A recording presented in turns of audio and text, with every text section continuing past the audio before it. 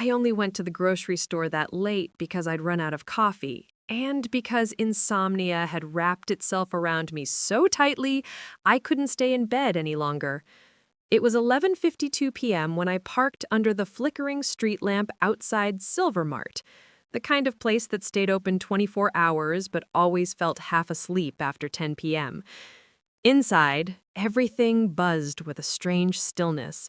Humming refrigerators, slow jazz from the ceiling speakers, aisles lit by fluorescent lights that painted everything a soft blue. I grabbed a basket, ready to rush through my sad list: coffee, oat milk, cereal, until I saw her. Before I tell you how a single look from a stranger in the frozen food aisle made my pulse do something it hasn't done in years, don't forget to subscribe, like, and comment so more Sapphic women can discover these cinematic, tension-filled stories on Sapphic Fiction Hub. Now, let me introduce you to the woman who turned an ordinary night into something unforgettable. She was standing by the freezer section, one hand on the door handle, staring at something inside like it held the meaning of life. A tub of ice cream, maybe. But what froze me in place wasn't what she was looking at. It was her. Dark hair falling loosely over her shoulders, leather jacket, ripped jeans, an expression somewhere between exhausted and luminous under the harsh lighting. She glanced sideways and caught me staring. My breath stumbled. She didn't look away. The moment lasted too long. Long enough for my heart to notice, long enough for something warm to slide beneath my ribs. "Sorry," I murmured, looking away too late. She smirked, slow, soft, devastating. "Nothing to be sorry about," she said. Her voice was lower than I expected, velvet at midnight. I turned down the next aisle, pretending to look for pasta, or bread, or anything. But she appeared 1 second later at the other end of the aisle, holding a pint of chocolate ice cream. "You approve?" she asked. "I don't know your taste yet," I said, before my brain could stop me. "Yet? Seriously?" I wanted to crawl into the cereal shelf. But she laughed, a warm, surprise sound that melted the embarrassment instantly. "Good point," she said. "I guess we're still strangers." She stepped closer, not too close, but close enough that I could smell her perfume. Something dark, woody, a little sweet. She said, "I'm Riley." I swallowed. "I'm Hannah." Her lips curved. "Nice to meet you at whatever we call this hour." "A questionable life choice," I joked. "That too." We wandered into the snack aisle at the same time. "You go first," she offered. "No, you." She raised an eyebrow. "You're really indecisive," she teased. "I'm trying to avoid crashing into you with my basket." "Maybe I wouldn't mind." The way she said it, casual, sincere, made the air thicken. She reached for a bag of chips, then paused.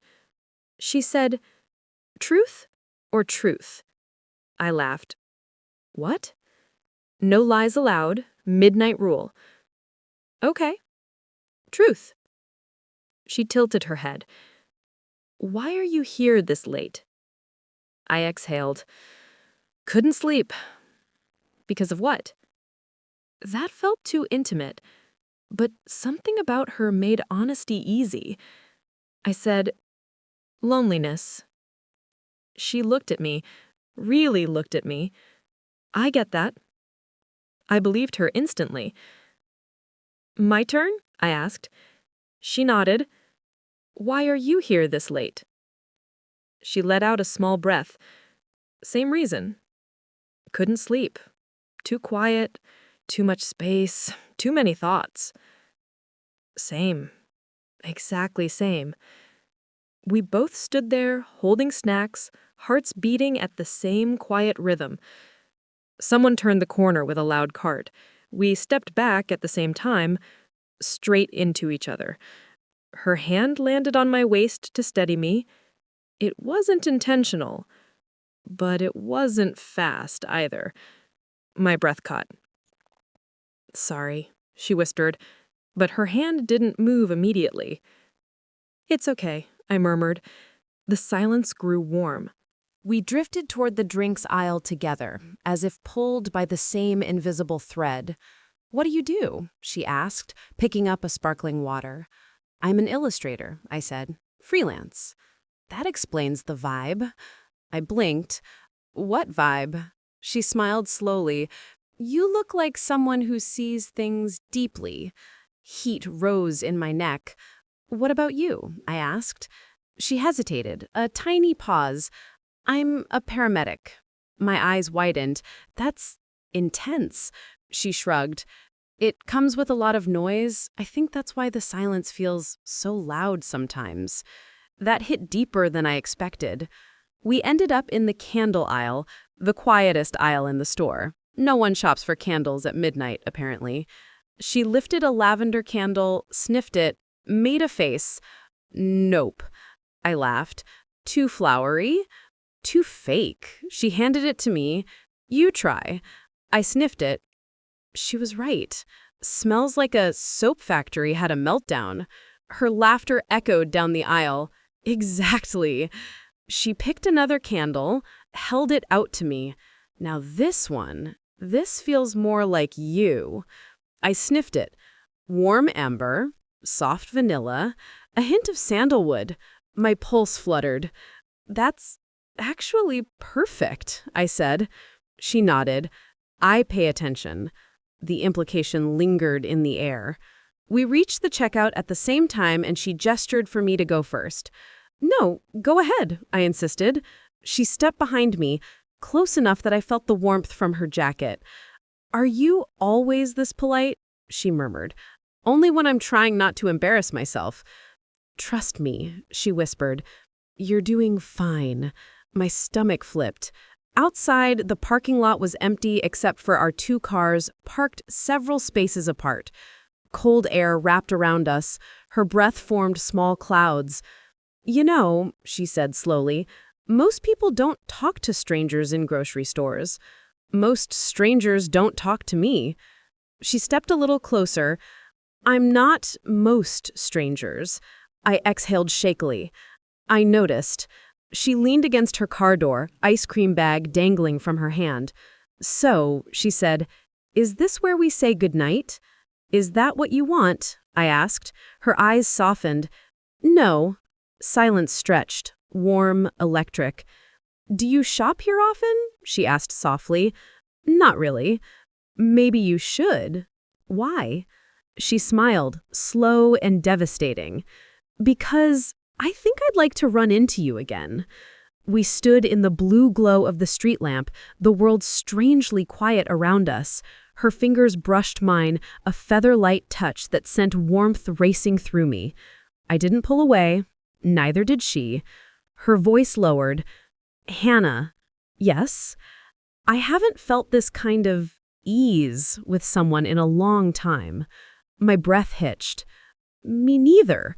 She didn't kiss me, but she stepped close enough that the space between our mouths felt like I held breath. "I should get home before my ice cream melts," she whispered. "Right." "But," she added, "I'd like to see you again, preferably not because we both ran out of groceries at midnight." I laughed softly. "That can be arranged." She reached into her pocket, pulled out a pen, and gently took my hand. Her fingers were warm, her writing slow. She wrote her number on my palm, the ink warm from her skin. She said, "Text me when you get home." "That's very paramedic of you," she said. "It's also very me of you," with a smile. She got into her car, rolled down the window, and gave me one last look, soft, curious, promising. "Good night, Hannah." "Good night, Riley." Her taillights glowed red as she pulled away, but the warmth stayed. I sat inside my car for a long moment, looking at her number on my palm. The ink smudged slightly. Still readable, still warm. I whispered to myself, I'm definitely texting her. As I pulled out of the parking lot, I glanced at the store entrance. The sliding doors reflected the empty aisles, but all I could think about was her hand brushing mine, her voice at midnight, and the way the air shifted when she looked at me. If this late-night grocery store encounter warmed your chest the way it warmed mine, don't forget to subscribe, like, and share so more Sapphic women can discover these cinematic, intimate stories on Sapphic Fiction Hub, where every night, every aisle, and every glance holds a new spark.